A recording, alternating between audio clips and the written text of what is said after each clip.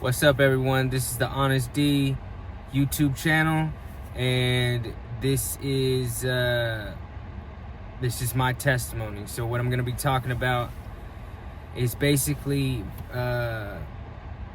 how I found God and how I began my journey to develop a relationship with the Lord Jesus Christ and Father God.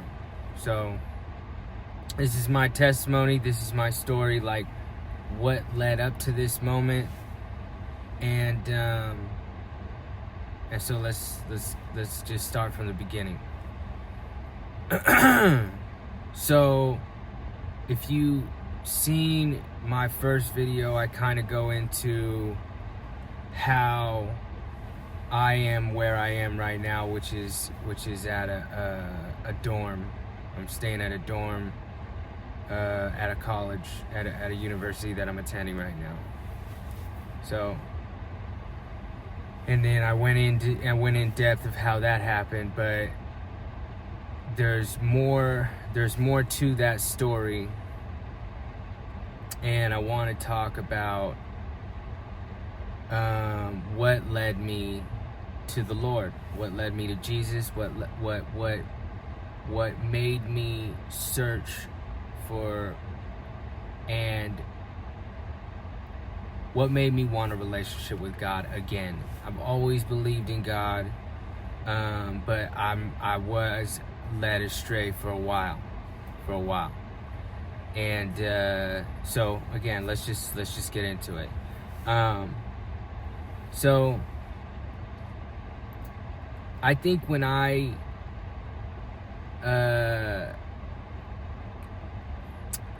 started veering off the path, I was never really religious. I always believed in God, but I was never a practicing Christian. I was never religious. I never really prayed like that unless something was wrong or something was going wrong. Very few in between experiences. And it just wasn't a big part of my life. It wasn't something that my parents put on me. It wasn't something I grew up around. It just wasn't. It didn't have a significant in my role in my life, in my 20s. You know what I mean? Nothing. So it's very easy for me to get led astray, to get led into what I feel was like the path of the enemy, or the path of sin, or whatever you want to call it. But so for me, what happened is that I was a struggling artist for a long time, a musical artist. So I wanted to be a professional singer, and I wanted to basically be a famous musician. And as I'm sure you've heard, there's a lot of demonic entities the further you go into trying to establish a career in music. I don't know why. Maybe you know we don't have to even discuss why that is, but my experience was a lot like that. And because I didn't have, what I think is like, because I didn't have a strong faith in the Lord, because I didn't have a strong relationship with God, I was just an easy target. So I just remember, like, when I started making music, one of the first songs I did, I went over this in the first video, but I'll go over it again. It got a little bit of traction, but it was like what the song was about was, it just was like some stuff you probably hear on the radio, as far as content, as far as the sound. It was, a lot of profanity. It wasn't like, it wasn't too bad. I wasn't there was no violence. I wasn't talking about anything drug related. I wasn't worshiping money. I was really doing it for the art at this point. At this point, I was really trying to be like an artist. I hadn't had any access into anything actually like industry related. I was just making music. I was putting it on the internet. So it was like, it was still pure. It wasn't gospel music by any means, but it wasn't like clearly demonic. So the song I put out got some attention, and I ended up linking up with my manager, who worked in San Jose at a studio, and the studio was a management company and an independent label. And so it wasn't just like a recording studio where artists went to record. It was like an actual functioning business, and they had a couple bands. They worked with some big artists. I'm not gonna say who, but it was in the Bay Area. It is in the Bay Area, it's still there. And this was like, in the Bay Area, there is a few studios that we would call like the main hubs. This was one of them. And so when my manager reached out to me, he was like, he just seemed so excited, you know, because he already knew who I was. He wasn't just figuring out who I was. He is a sound engineer. He's not even like, he's managed a couple low-level artists, but he wasn't like the guy at the label. He was the engineer for the guy who engineered all the artists, and he was trying to become a guy. So he needed fresh talent, and he thought he saw that in me. So anyways, we start working together, and now I'm going to this studio all the time. Nothing really, I mean, in the beginning, I'm not really experiencing like overtly demonic forces at play, or like stuff that you hear about, like conspiracy theory stuff. And I honestly didn't believe in any of that stuff anyway. I thought all of that stuff was really like, at a high level, if it existed at all, right? You had to be signed to a major label or something if you wanted to, if that stuff was going on. Because I did think, I was aware that at a certain level in the industry, there's some funny stuff going on. You know what I mean? As far as who they're putting out, why they're putting them out. And the deeper I got in it, even at the lower level where I was, the more I just started recognizing it in the mainstream. Like, symbolism, it's right in front of your face. You guys have seen it. You know, the one eye, the tongue out, the Baphomet symbols, all of this type of stuff. This is not for nothing. You can't honestly believe, oh, it just happens to be this. Even what you're seeing in music right now is like clear devil worshiping, like just blatant. It used to be, you know, more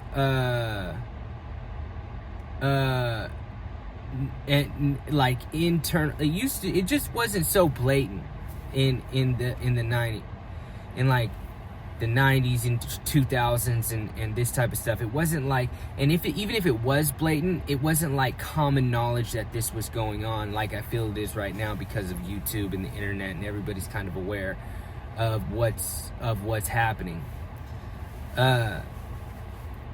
But so when I'm on my journey through going through music. I'm not getting any success. Like I said in the early video, I'm not having much success. Maybe a little bit of notoriety on a small scale. Just to give you kind of metrics, like my highest stream song was like 85,000 streams, or maybe it's probably well over 100,000 now, but it's nothing super major, maybe like 150, 200,000 across all platforms. But just to give you a scope of things, that's not that many streams on like a big scale, even on an independent scale. Like if you're not in the millions, I'm just trying to get you guys to understand what level I was at exactly. Nothing to bring me financial success, nothing to even give me a good amount of recognition to where I could start getting deals. No one wanted to work with me other than the label or my manager that was working with me. When it came to trying to get us deals, nothing was happening. Anyways, I think I'm getting off topic. So back to what was going on though. I ended up living at this studio, so I was around artists all the time. A lot of drug use, a lot of provocative activities going on, a lot of people that wanted to be famous around. And people that want to be famous are like, and I put myself in this even when I wanted to be famous, they're lost. They're honestly, I would say that there's a piece of them missing, which is why they're so easily manipulated, controlled, and swayed. These are good people just like the rest of us, but from what I saw, and even famous people, I would say so. A lot of insecurity, a lot of they are controlled spiritually. They're willing to do what it takes to either maintain the fame that they've acquired or acquire fame. That's really what it's about. So when you're around this kind of energy a lot, like I said, I was living there, and so I'm seeing what's going on. Still at this point, I would say I'm not really like if I'm seeing anything demonic, I'm totally ignoring it. You know what I'm saying? And to be honest, I was probably at a desperate point of like accepting some of it. And I'll get to that. But for right now, I'm not really seeing much.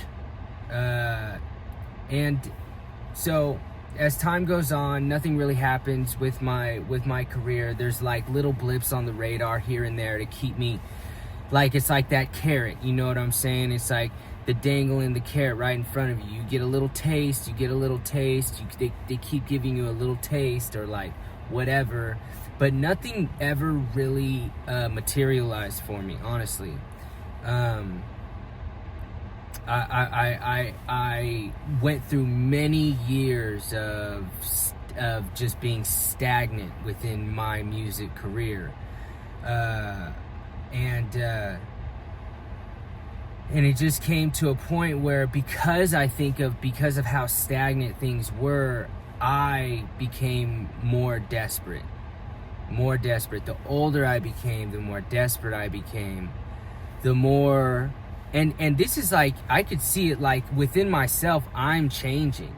I'm changing from despair. Honestly, I'm changing. I'm more willing to accept in certain forces, certain strongholds, certain lifestyle decisions. I'm now more accepting. Like, when I first started making music, I never wanted to speak about certain things. I never wanted any certain things involved in the music I made. I was like a singer.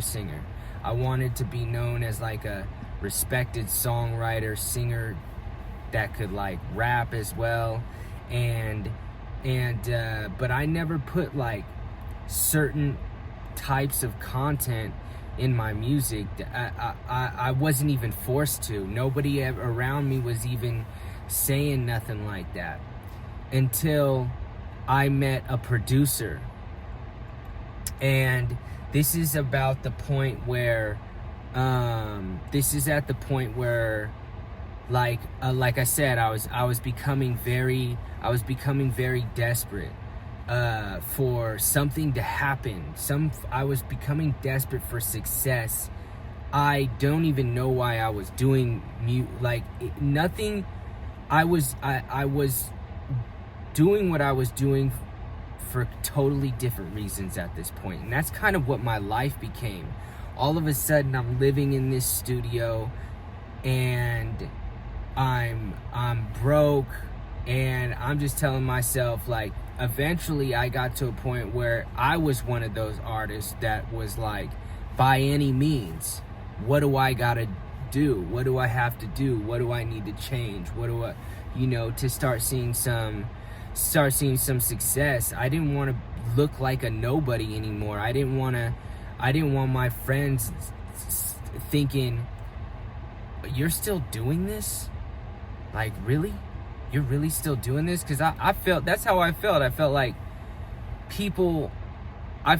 everybody that knew and probably had love for me was thinking like, I just felt like a failure. I just felt like nothing was going right for me. Like, so I became lost. And because I was so lost, I was so susceptible to manipulation. And because I was so desperate, I was susceptible to people telling me how to move, how to maneuver. I became more of a follower. I started looking at trends. I stopped caring about the art. These are all forces that honestly you go through, I feel like, in the music industry.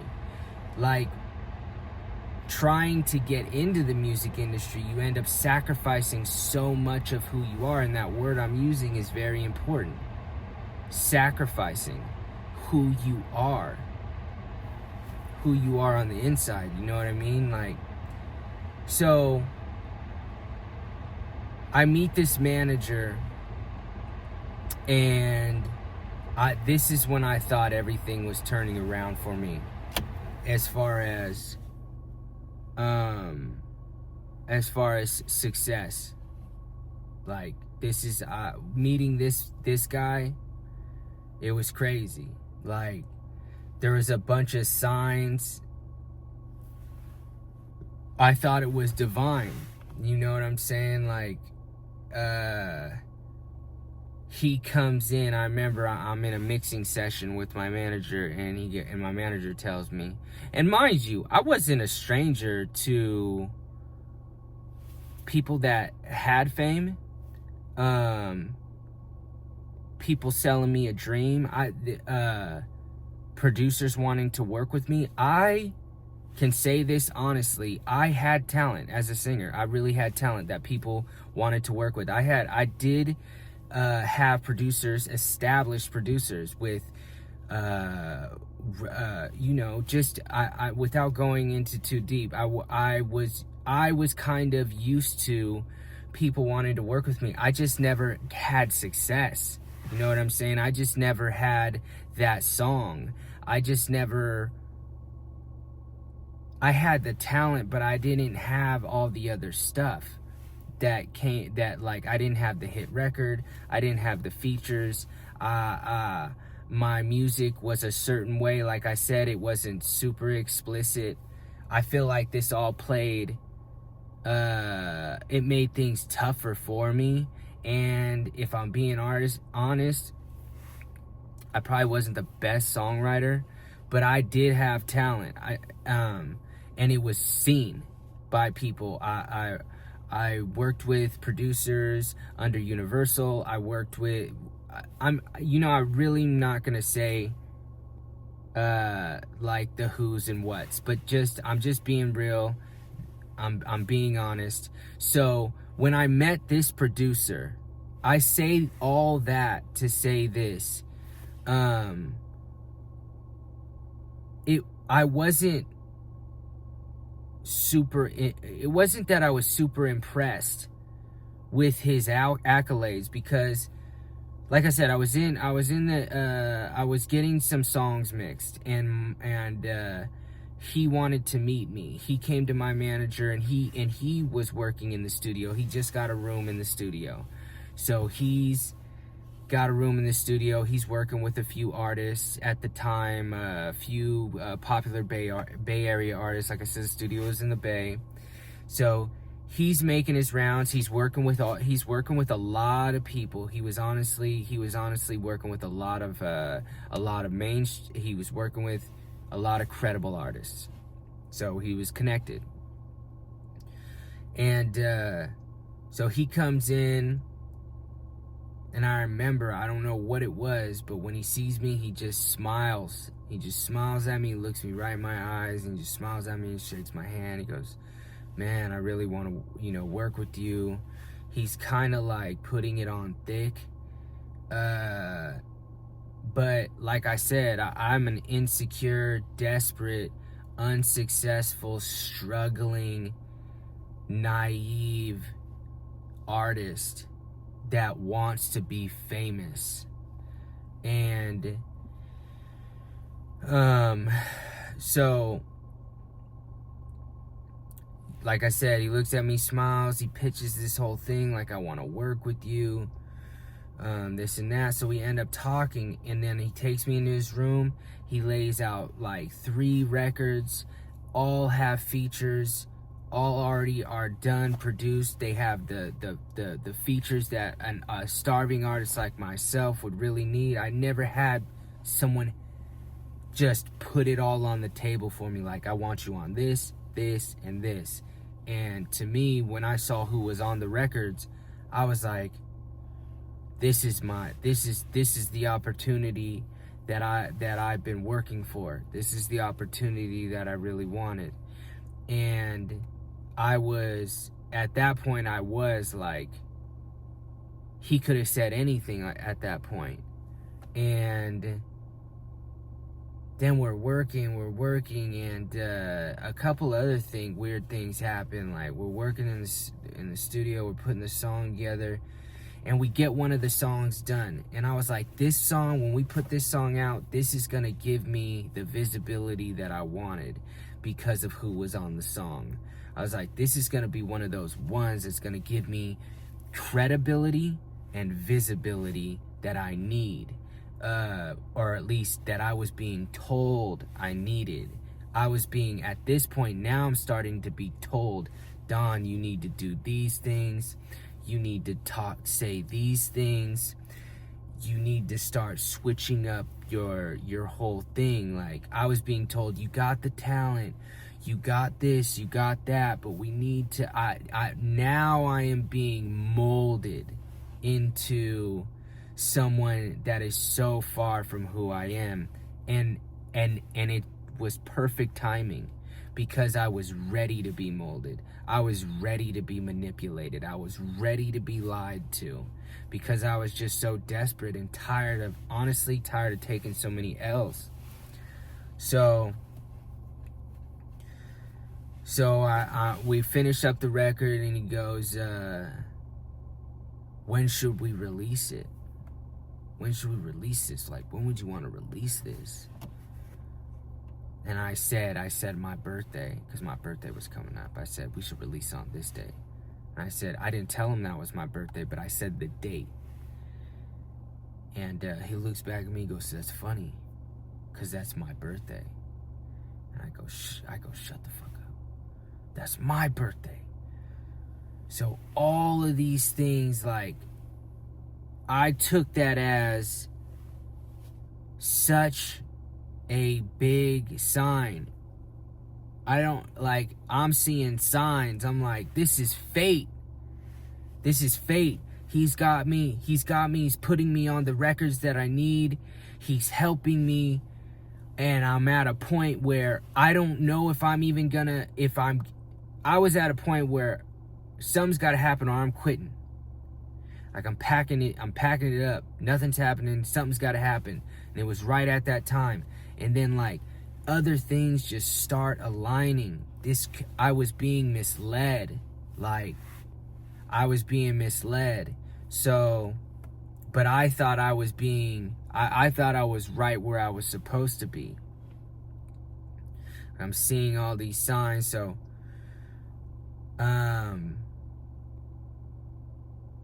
as time progresses, like I said, I keep, like, the manipulation at this point is heavy. Like, the game that's being played on me, looking back on it, is heavy. Like, I'm at this point, I'm smoking weed all day, every day. I'm partying on the weekends. I'm just a kind of a spiritual mess. You know what I mean? I'm never really ever sober at this point. And it was encouraged. You know what I'm saying? Like, this type of lifestyle is encouraged. Not only is it encouraged, it was encouraged for me to portray this kind of lifestyle. Like, you got to be posting this stuff. You got to let people know that you're about this and that. So, and he's like, and now my lyrics are being changed. So, say this specific verbiage, say this. Make sure you're letting people know you're a weed smoker. Letting people know you're about that money. Letting people know that you're about, like, the baller lifestyle. Fake it.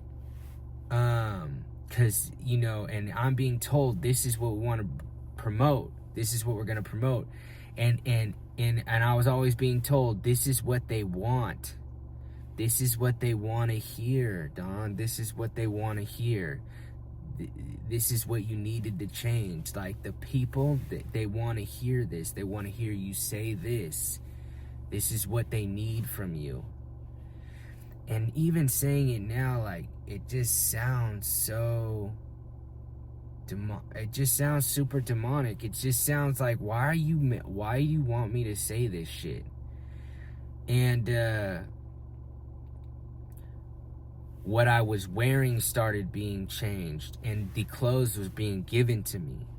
You know what I mean? So a new image started to emerge from me as an artist. Jewelry, and and the clothes that I was wearing, like I said, the content was being changed. I have the features now, and these features are all signed artists, established. You know them. You know what I'm saying? And they're doing it. So I have to look like I'm in with the in crowd, if you will. You know what I mean? Like, you have to portray this. So I didn't even know what was going on. I didn't even know I never dealt with anything. I didn't know I was being manufactured. I didn't know that what I was being told wasn't because it's what has to be done. It's because a product was literally being made in a certain kind of way to, like, sell to an audience. And I never thought about it. I never really thought about art that way. And then it was like, and why does it all have to be, like, so cliche? Money, drugs. And at this time, just basically, it was all centered around winning money, drugs, women, sex, just the most cliche shit you could think of, but the most demonic shit at the same time. Like, you got to understand, they're selling you this for a reason. You know what I'm saying? It's a lifestyle that they're portraying as if that's even what's being lived. And at this time, and I would only say yes to little by little. It slowly started inching in and inching in and inching in. And then all of a sudden I was shooting music videos. Music videos were getting set up. Models were around. Drugs were around. And it all felt real, actually. Honestly, I was sucked up in it, especially if I was shooting a music video with somebody famous, and all of a sudden models show up, and you feel like it's happening. You know what I'm saying? I'll never forget, like, I was in this house and a music video was being shot, and there were so many people there, and it was for my music video. And I didn't know any of these people. I didn't know none of them except my producer and this girl I told to come through and be in the video. But there was at least 100 people there in this house, because it was a party. It was actually a party going on, but it was like a video was being shot, a real video. I had I had a couple features on it that are known artists in the Bay Area. They weren't huge, but this was the first one. And there was a stripper pole, and there was just women, you know, just dancing like they're dancing. Things are clapping, stuff is happening, money. First time it was like, I remember this. There was a scene where my producer was adamant about getting this scene of money falling, raining down. He needed this scene, and he needed me to throw the money. And it's like, if you don't know symbolism, if you're not hip to certain things of why these images need to be put in scenes, and why they do it in music videos, and what's really happening at play spiritually, and why they're doing that, what they're worshiping when they're doing that, what I was doing and getting involved in. And at the time, I'm just like, oh, this is just a part of, this is what's happening. You know what I'm saying? I felt like honestly, I felt like I was on my way, and I'm about to be out of here. I'm famous. That's how I was getting treated. Videos are being shot. I'm around other famous people. They know my name. I'm getting contacts. I'm getting numbers. Women are around. I am swept up in the lifestyle at this point. At this point, I'm not who I was. I'm not the singer artist anymore. I have transformed just because of me being around the environment, and honestly, I'm getting swept away in it. Like, okay, so now we're shooting this video. Smoke, clouds of smoke is everywhere. Weed and people are on drugs. People are smoking weed. Weed is a drug. I know that now. And women are dancing on the pole. I'm throwing money. I'm being filmed doing all of this slow motion, money raining down. These images, I remember them being so important to the producer, and I remember thinking, I was like, oh shit. And this is when I actually even became aware of kind of what was at play in the spiritual world, and what symbols and images were trying to be portrayed with me in them. This was the first time I was like, oh, it reminded me of all the conspiracy shit I had heard about with like the Illuminati and all this. Not saying that that's what was happening exactly, but the images that needed to be shown, and why were they so important to be this way and that way, and like everything was so calculated.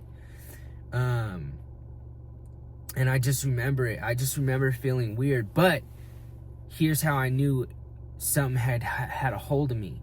I was okay with it. And little by little, this was just something like, this was light. You know what I'm saying? I felt like this was just like, oh, cool. It's not that big of a deal. It's not like I haven't been to a strip club for at a bachelor party or whatever. But now I'm promoting this lifestyle. You know what I mean? And it's just so far from who I am. Remember, sex, drugs, rock and roll, sex, drugs, alcohol, and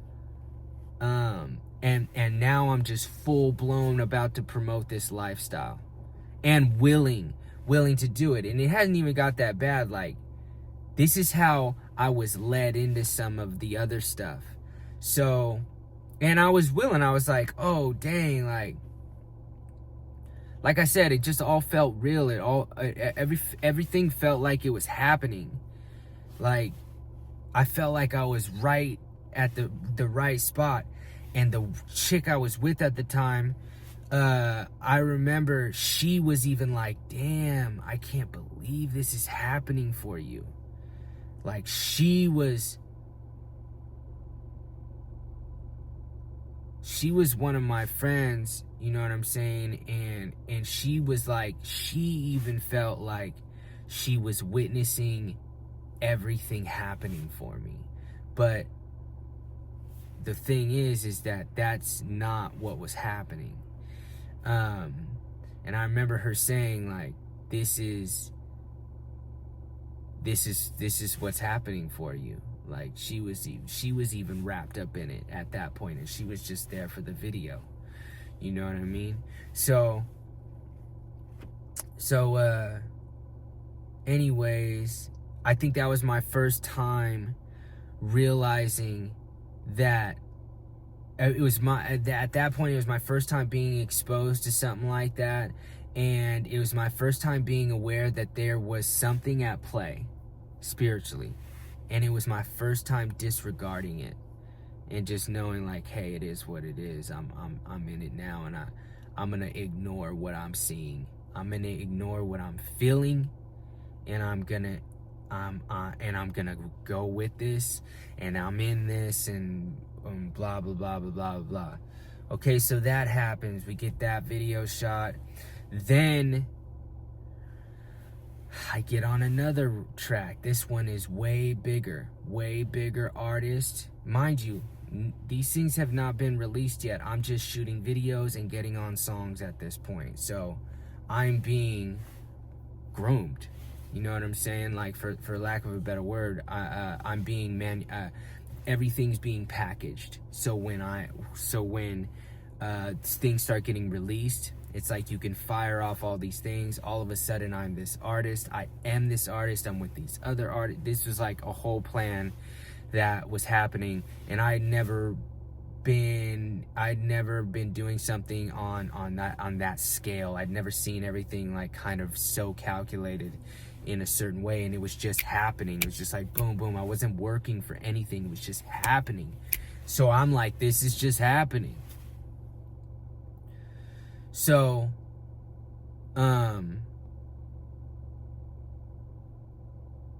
anyways, the next thing that happens is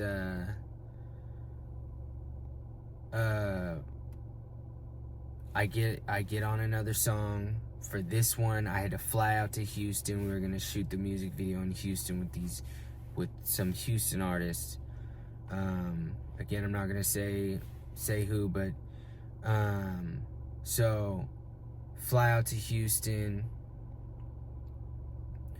and nothing really went right. Nothing really went right in Houston.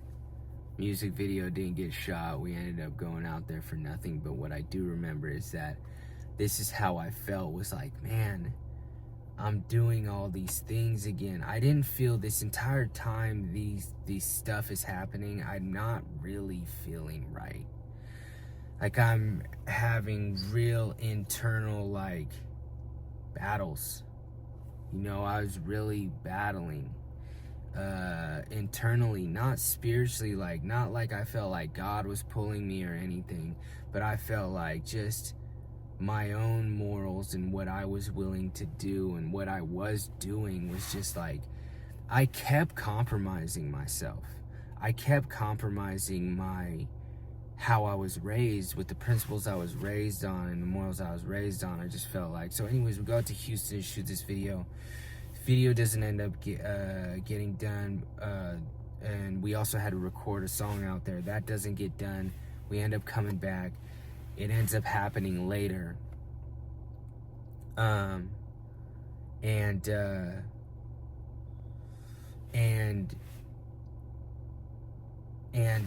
So sorry, I'm just trying to think. So that song ends up happening later, and again, so the roller coaster continues. So that song ends up happening later. Now I have this big feature. I got some other smaller features, but still credible artists. But now I have something big, and now I'm like, dang, I'm so in it. I'm so like, what else do we gotta do? At this point, I'm ready to do it. You know what I mean? So, and for me to get on this song, I had to say stuff that I like, it was just blatant drug use music. You know what I'm saying? Like, so far from I'm telling you, my stuff switched up so much, and the music I was putting out, had already put out, sounded nothing like this. I was saying, like, it was just like, and I was just like, readily doing it, like saying these words. I wasn't writing it anymore. Didn't even care. I had a lot of artistic integrity when I started, and I say that and laugh because all that was out the window. At this point, I just wanted on.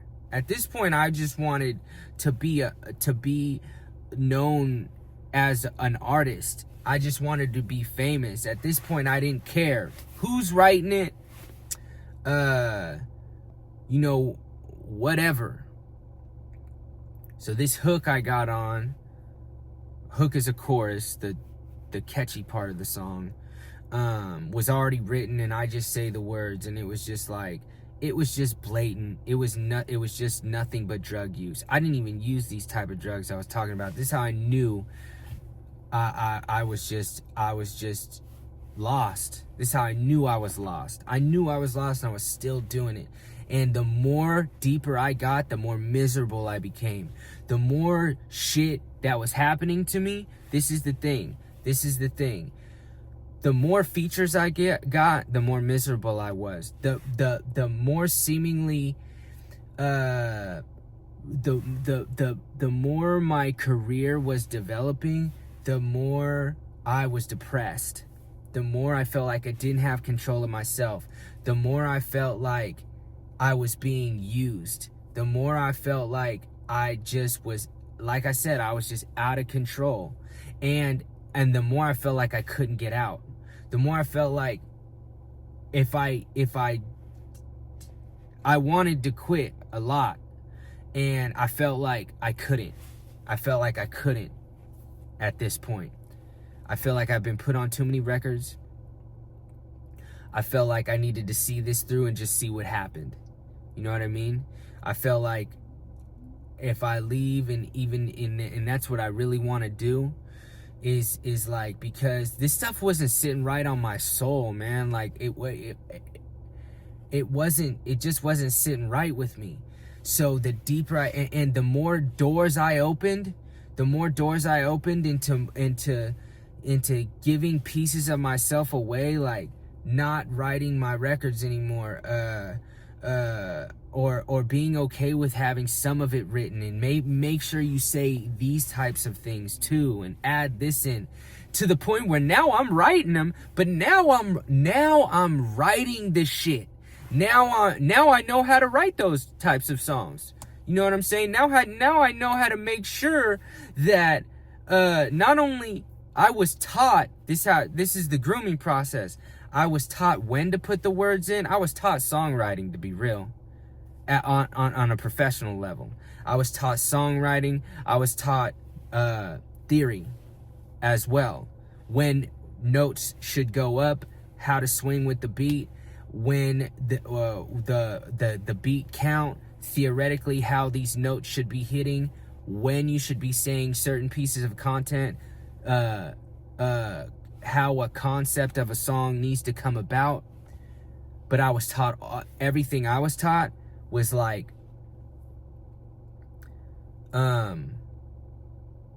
just demonic, and it worked. It honestly made my music catchier.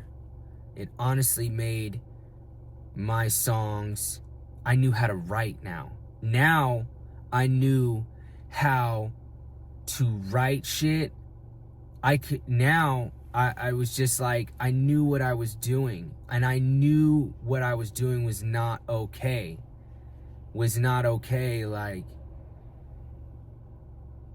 man, even speaking about it right now, I'm thinking about, oh God, you really were taught all this shit. So, anyways, things keep happening. Like, okay, and then we're in the studio. I'm in the studio this other day. Now I have a few features, right? At this point, I have like I have more than 3 features, but I have 3 records that are ready to push my name. And I'm working on a separate, and I'm not separate, but I'm also working on my project. So I have these 3 features, and we're working on my project. And now I'm actively writing the music that I thought was terrible in the beginning. Not terrible like bad, like, oh, this is so bad. Like, I didn't like listening to that type of music. But now I was making that type of music. I was making whatever was hot and using and making the hot new music that was out, or whatever everybody wants to. It's like I was just manufacturing shit at this point. Nothing came from my heart. Everything had to have a lifestyle component. Everything had to have all of those elements. And I started noticing that my producer was pretty demonic. He hated God. The type of symbols he would throw up, he was into it. He was into that type of stuff. You know what I'm saying? Straight up, blatantly. And I knew what was going on at that point. Even with who he was connected with, I knew what was going on at that point, and I knew what was about, and I knew that within that music industry, shit was real. Like, none of this was a conspiracy, and it was no longer way far from me anymore. It was right there. And I was right there. I was right there going along with stuff. I remember I would have photo shoots, and the pictures would be manipulated certain ways. And I saw that, and honestly, it makes me sick even thinking about this. But I saw the symbolism done with Photoshop, and now I'm in these pictures, and I kept going along with it. I knew what was going on. Like just certain things how they manipulate the imagery to make sure that you're symbolizing something, and you're symbolizing the enemy is what's going on. You're promoting demonic imagery. That's what's happening, and I'm gonna say that. So, I saw it happening. This kind of stuff just became regular. Honestly, I wasn't releasing any of this stuff yet. That hadn't happened yet, but everything that was being created, I was like, I see it. It's right there. And now I'm wrapped up in it, and I'm so depressed. at this point, because I don't have control over my art anymore. I don't, like I said, I'm out of control. I'm being used. I'm being puppeted. You know what I'm saying? I was so desperate that that's what was going on. And once I was so deep into it, like I said, it was just like it had this stronghold on it. It just had a hold on me. And the longer time went on, the more it ate at me. The more I just was not happy doing what I was doing. And the more I couldn't tell what was going on anymore, the more confused I was. And that's part of how the devil works, through confusion. The more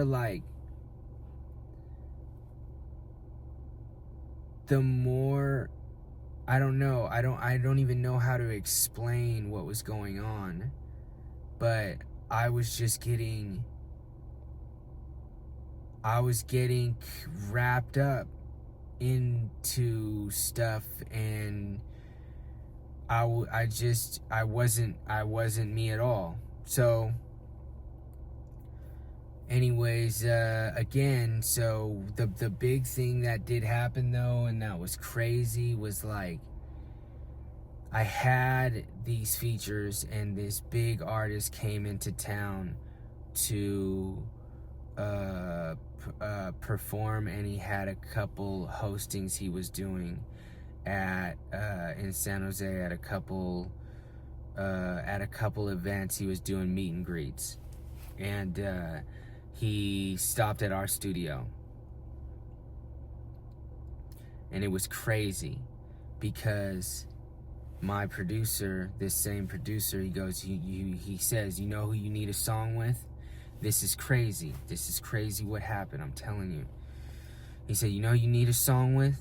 And he says the artist's name, and I said, can you make that happen? And he said, we can try. That was the first time I heard him say, like, I don't have this guy's number, I don't have a direct connect to him. He said the name. The next day, he has those meet and greets, and he has to perform at one of the theaters, and he stops at our studio by chance. My manager, not my producer, my manager, was sick, couldn't come in to engineer, so he gave me the keys to the main room, and we just acted like we could engineer so we can get this artist in there. So he comes through, and hold on. So he comes through.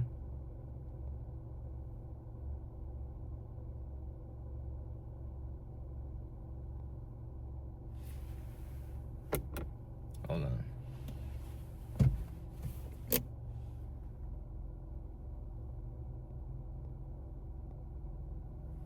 That was crazy. Okay. It's all good. That was crazy. Someone pulled in this parking lot. But anyways, let me finish this story. So he comes in. This is the same artist my producer was talking about. Like, this is the same artist my producer was talking about. You know what I'm saying? The day before, all of a sudden, we're in the studio with him. We play him a song, and he wants to get on it. I couldn't even make this stuff up. This was a major artist. This is the biggest feature I had gotten at the time. And so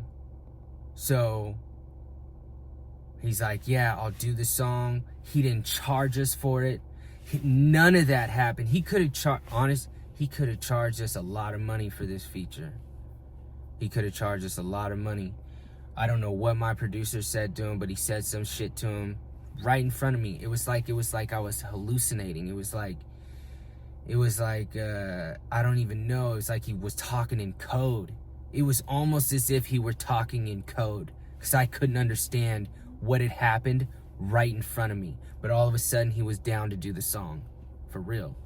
So he does the song. what's crazier than crazier than that happens is that he's recording the song, and the guy that we ended up getting to engineer the song had a panic attack. He was so nervous. He had a panic attack. And couldn't record the song. The artist ended up leaving and going back to Atlanta, all the way back to Atlanta, and from San Jose. So I thought that was a missed opportunity. Anyway, it wasn't. He ended up doing the song again, no charge. He ends up doing the song. Then he ends up flying back out to shoot the video.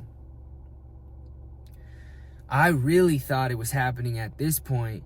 Now all my depression was going away. Like, I just thought it was like I was on such a roller coaster of emotions, and it was just going through so much spiritual warfare, because I knew I just knew, like, even this artist, he is a famous artist, and he don't even look happy.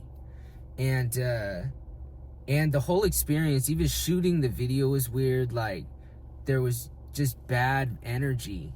Models, a whole crew of camera people, this guy that I don't even know, this famous artist that I don't even know. I'm shooting what I'm wearing is ridiculous. The image I'm portraying is ridiculous. You know what I'm saying? It's not me at all. And everything's a prop. The cars, the women are props. He's a prop, I feel like. The feature's a prop. Everything's a prop. None of this is real. I mean, that's not really that shocking, but I was really swept up in this stuff. Now, with this artist, we were a little bit worried about releasing it, because we didn't know if the label was going to let us release it, because he's still on a major label, and the recording rights can get a little iffy. But anyways, everything ends up happening, and again, but these strongholds are still on me. Like, at this point, I'm so deep in it, and I'm so, like, committed. I'm not walking away from anything. So that video gets shot. Now I have all these features. I'm ready to start releasing. But for some reason, nothing's getting released. This is part of the game. So now I'm being convinced to start putting violence in my music. Not just sex, not just drugs, not just alcohol, not just these other lifestyle things that I was okay with. I was really not okay with putting violence in my music, because I felt like if I put that in my, you get back what you give. I, like, still believed in energy and all this stuff, and I was just like, nah. But slowly that stuff crept in. I'm talking about in the videos. All of a sudden I have guns in my videos. All of a sudden I'm talking craziness.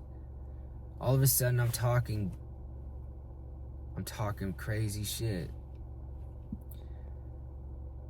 And like I said, you open one door that leads to another, and that's how that's how I feel like they get you. You know what I mean? Like, it's not overnight.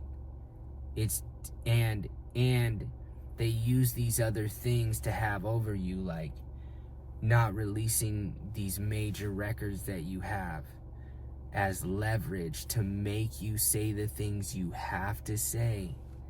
You have to say these certain things. You have to take these certain pictures. These images are calculated. What you're saying, and this is at this point, this is really what it felt like. I really was lost, and I had trouble getting away from all that stuff, you know. And what was being told to me was stuff like, it's not that you're doing this or you're killing people or you're the shooter. It's just like you're just like around it. That's how it was being sold to me. You're just around it. Like, people understand that you got this around you. And I really, at a certain point, I just did have that around me. You know what I mean? Like, I didn't know what the fuck I had around me, to be honest. I didn't know who I was. I didn't know who I was around. I was so lost spiritually, I can't lie. I was lost as a person. I didn't know who I was. My friends didn't know me, my real friends.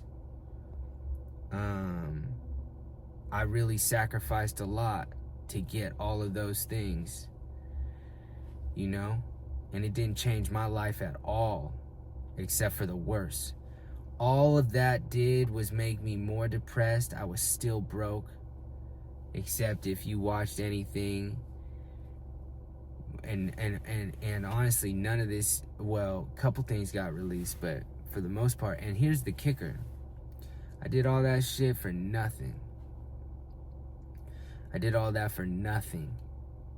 I sacrificed all my morals and principles for nothing. But that's because God had a different plan for me. God saved me in many ways. Had any of those things been successful, I don't know where I would be. But I know that I would be either drugged out, sold my soul, who knows, dead. God had a different plan for me, and I feel like that's why I was having so much trouble with continuing to do all that stuff. And after a certain point, God put certain things in my life that made me walk away from music. Having a miscarriage with my ex-fiance was one of them. I believe that God was putting other strifes, other adversity in my life to make me stop prioritizing music and stop going down that path. And he put the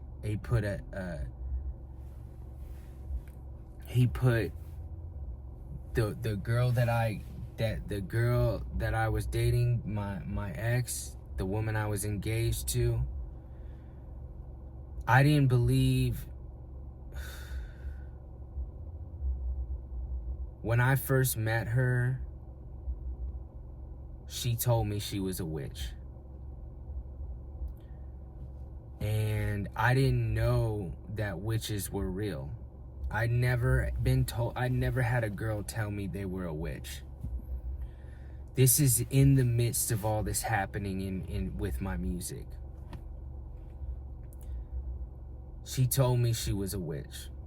And I was like, but she said, but I'm a good witch. Come to find out, that's just what witches say to people. Real witches. And I was like, you're a witch. And I just kind of laughed it off. You know what I mean? Anyways, I got wrapped up and entangled with this witch. She was really doing spells. You know what I'm saying? And I just thought all that shit was weird. But she had a hold on me. She actually had a hold on me. And then she got pregnant. And had a miscarriage that devastated me. She never brought up the witch shit again, but I remember what she said and what she did and what she was about, and that is straight demonic. Straight a child of Satan. Straight evil. She did not believe in God. She hated God. She said there was no God all the time. I believe when I got her pregnant, God took that child away. I believe I was saved. To this day, I believed I was saved from that. And that devastation took me out of my music because I couldn't. I was really depressed from that miscarriage. And and our relationship ended up going sideways. Like, she had a hold on me, and she was just bringing me down all the way, and we just ended up having a total toxic relationship that was filled with nothing but lust and all this shit that was happening was just was honestly terrible. And we ended up breaking up. I ended up going back to my music, depressed again, still around all the demonic spirits, still around all that shit. But God had a plan. God had a plan for me. And it ain't over yet. I ended up getting back with my ex. She ended up getting pregnant again, and we ended up having another miscarriage. Now, this second miscarriage took me out the music game. The second miscarriage took me away from the demonic shit that was going on with my music and me in that game. And it took me out of that. It took me out of that. But I still had this. I was still dating and now engaged again to this Jezebel, to this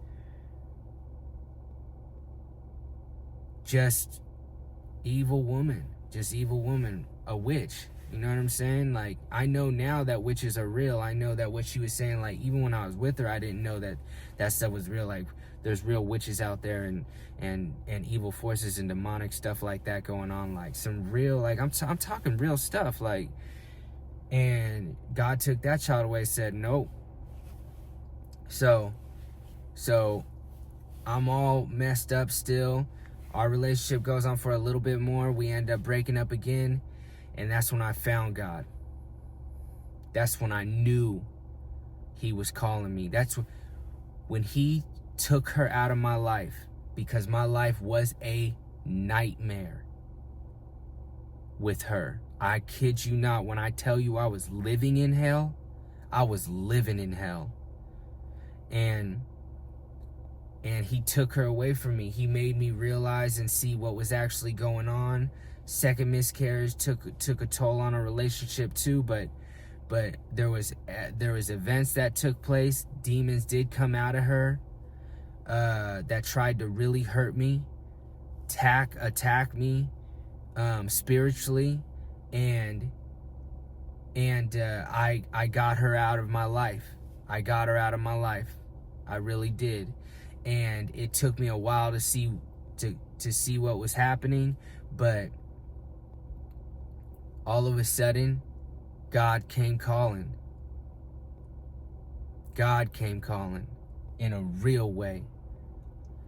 In a real way. All of a sudden, God was popping up everywhere. And I used to tell her when we were living together, like, that's the Lord, that's the Lord. She used to laugh that shit off. She used to make fun of me. She used to say, God ain't real. None of that is real. Meanwhile, you're worshiping the devil. How you gonna tell me God ain't real when you're a witch? When you call yourself a witch? You know what I mean? And I'm not talking no Sabrina the Teenage Witch type stuff. So, got her out of my life. God started calling me in my dreams, started popping up on my YouTube algorithm. I started getting more into the Word of God. I was back with God. And I always believed in God, and I always believed he knew I was a child. This is some other shit that happened too. I remember on New Year's, right before our relationship ended, right before I was always thinking about leaving her. I just couldn't. She had a hold on me for real. And I remember we got in an argument at a restaurant. She got up, walked out of the restaurant, and I got up to go get her. And the woman sitting next to me stopped me. I felt like God sent this woman in my life, because this woman sitting next to me,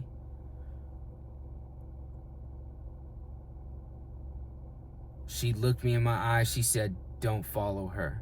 She said, I don't know who you are. I don't know who she is, but she's not for you.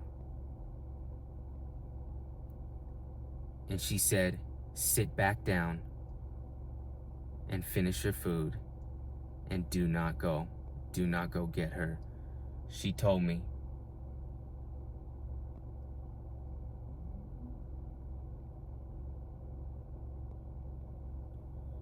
What the hell is going on? She told me, what the heck is going on? Some kids doing crazy stuff behind me. She stopped me in that restaurant. She made me sit back down. That was the biggest sign I ever got. I knew when that woman stopped me and told me what she told me. She said, she's not for you. Let her go. Let her go. She didn't know me. She literally bumped into me on purpose so I couldn't get out of my seat. And I thought, I didn't want to be rude because I thought she was trying to go to the bathroom. I was like, go ahead. She's like, no. Sit down, I want to talk to you. And then she said what she needed to say to me. And a week later, I broke up with her. I broke up with my ex. I had more signs than that, but that was clear. That one was clear as day, and that was straight from God. I was saved in more ways than one. Saved. I'm being real, I'm being honest, and I'm saying this story right now. This is my testimony for anybody who's dealing and has dealt with stuff that if you feel like you're having spiritual warfare right now, and you feel like something's not sitting right with your soul, and you feel like you're a child of God, and you're playing in these dark waters, listen to the signs, because they're gonna come. And so God came calling through many directions. I ended up being delivered, crying, all this stuff, and just sought out God's word more and more every day. Follow Lord Jesus Christ every day, more and more every day. I changed the music I was listening to. I changed the way I was living, the people I had around me. I started reading my Bible every day, trying to live righteously, walk the narrow path. I am to this day living that life. And now I'm going to a private Catholic school. I'm not Catholic, but I'm around God every day now. And I'm gonna keep trying and keep pushing forward in my faith. Like I said, I'm going to school, getting my life together. A personal trainer, 36 years old, in a college dorm room. Getting my life together, getting right with God, spiritually, growing.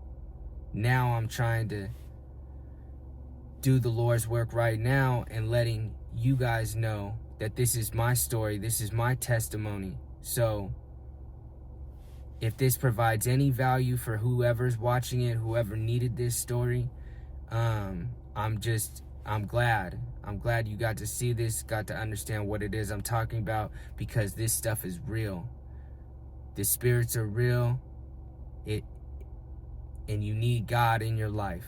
You need Jesus in your life. You need to repent and do anything you want to do, because the spiritual warfare is real. And what's happening out here is real. Look around.